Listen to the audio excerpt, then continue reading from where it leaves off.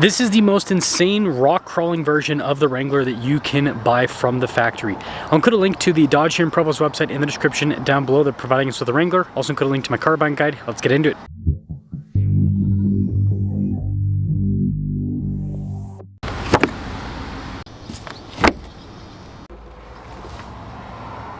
Under the hood, we have a 3.6 liter V6 that goes through an 8-speed automatic transmission. Fuel economy is 18 around town, 23 on the highway, with power outputs being 285 horsepower and then 260 pound-feet of torque.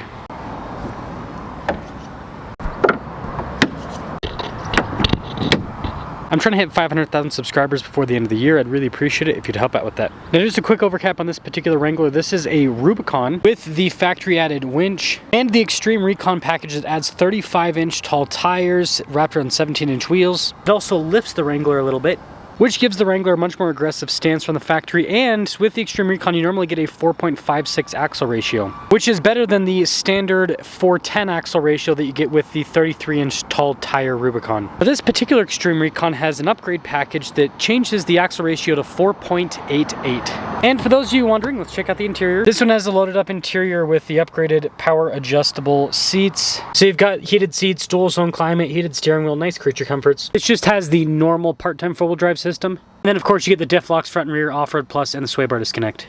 There's gonna be quite a bit of glare, so it's gonna be hard to see the window sticker, but this is basically an a la carte Wrangler. Like, everything's been added option-wise. So you've got the Napa leather seats that have been added, because this is not an X, it's just a regular Xtreme Recon. The capability package that adds stuff like the winch and the steel bumpers.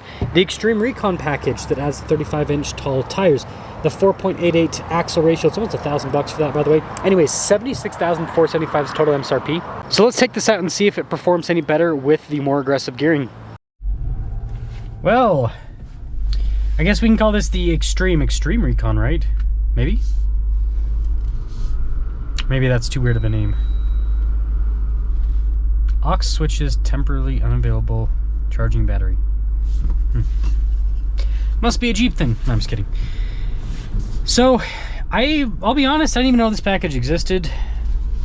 I was just looking through vehicles to film, and I look at window stickers when I look for vehicles to film, because, you know, I always see if there's something unique, and, well, it paid off, because now we're driving a Wrangler with 4.88 for the axle ratio.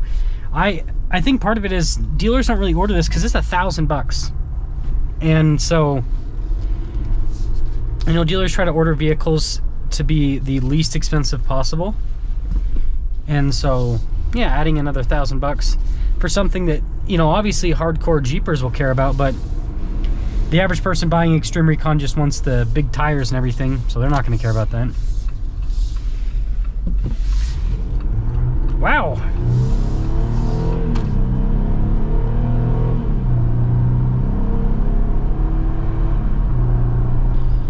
Now, I won't say it feels like that much more of a punch off the line, but it is still, it's strong. 4.88, it's pretty crazy. And I'm wondering if Jeep did this just so that they can say that they have lower gearing than a Bronco, because the Bronco has a 4.7 axle ratio with the Sasquatch, whereas, you know, Jeep came in with the Xtreme Recon 4.56. So we might be in a gearing war. Who can go the lowest? Wait until we get over 5 for factory. That'd be crazy. Fuel economy would probably not be great. Now, we're not going incredibly quick. It's able to keep the RPMs low here, but something to note, whenever you go lower in gearing, you go higher in RPMs on the highway. So I think that'll be one downside. I would be willing to bet this is probably, like, if you're at 70 miles an hour, it's probably gonna be over 2,000 RPMs. So, something to note. Now, the interesting thing about Jeeps is, and I've driven enough of these to kind of notice this, at low speeds, all of your noise comes from the tires. Like, that's all you hear. And then at higher speeds, all your noise comes from the wind. That's like all you hear.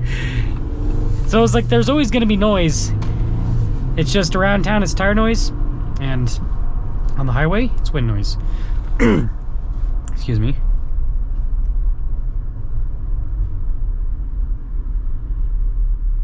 Yeah, I will say this is incredibly low for a factory vehicle. Like, the amount that it goes forward With, again, you gotta remember, this has 35, so the amount that this is rolling forward in high range is pretty incredible. I actually do have something that I know is not gonna make some of you happy, but you know, always got to demonstrate for YouTube purposes. I do have something that I think that we can use to kind of demonstrate the axle ratio a little bit later on in the video. One thing I will say about the Xtreme Recon is I do think that Jeep could do a little bit with the shocks or just with the springs in general to help out with the dampening on this. Solid axle vehicles are really easy to lift, and so, you know, it's not that hard to, in my opinion, it's not that hard to make it so the dampening's really good, because this does, the Xtreme Recon compared to the regular Rubicon feels quite a bit stiffer. It's a noticeable difference, I would say.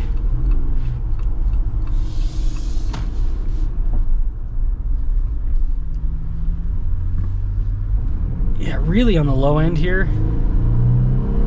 Again, this isn't insanely fast or anything.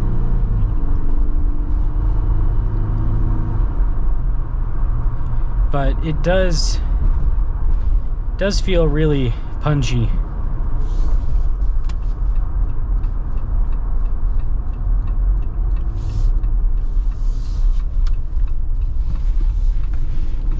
And the handling too with the Xtreme Recon compared to regular Rubicon, like regular Rubicon, you can kind of just like go.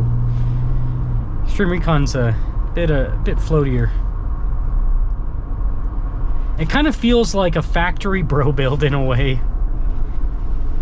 And again, I think a big part of it is Jeep almost expects people to go aftermarket with the Wranglers. They're like, oh, you want different shocks? Just go aftermarket. You want different springs? Just go aftermarket. And one of the benefits of Jeeps is it is pretty inexpensive to do that stuff compared to other cars, because it is a simple solid axle vehicle.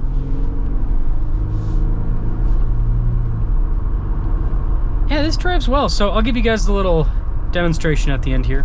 Well, you guys are gonna crucify me for this, but we gotta do it for YouTube purposes. One second. Okay. There we go. Come on. There we go. Okay, so I'm not going to press on the throttle at all. I'm just going to put it in drive. Yes, it is in four-wheel drive low. Yes, we are on pavement. Crucify me in the comments. Tell me how stupid I am. I just want to show you guys how low this is. Look at this. So again, nothing, no gas, just letting it do its thing. This is like, imagine this on a trail, right? This would be like such, I mean, if you're going up like a really difficult obstacle, having gearing this low is great, because you can just have this kind of smooth, slow roll forward. I think it's quite incredible, actually. See if we can line up here. Man, I already know it. I already know I'm gonna get people in the comments gonna tell me that I'm breaking a brand new Jeep. But we do have to go up this ramp, so maybe that'll kind of show you guys even more so. Okay, let me just make sure I'm lined up properly.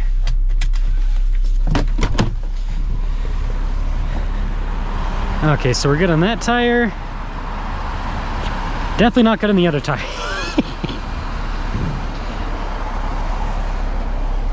This ramp was not made for 35s. I can tell you that right now. Man, I can already hear the comment Karens. I can already hear the comment Karens. Okay. That should be much better.